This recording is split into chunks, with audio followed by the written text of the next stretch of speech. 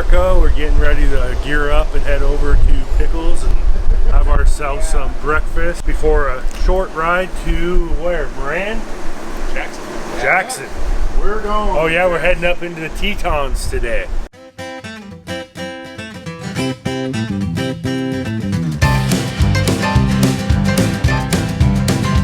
Well, I'm going down to Georgia, place my folks call home, and on to Carolina, place where I was born.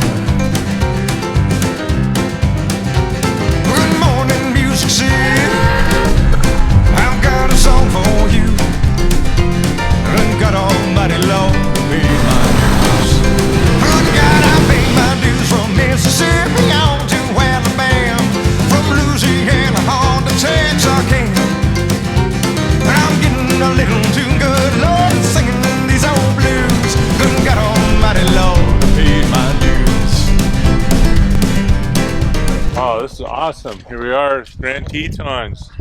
Grand total 878.8 miles from Eugene, Oregon to this destination of these Great Tetons. Motel 6 in Austin has really gone downhill, but not as bad as my backseat where I stayed in Amarillo.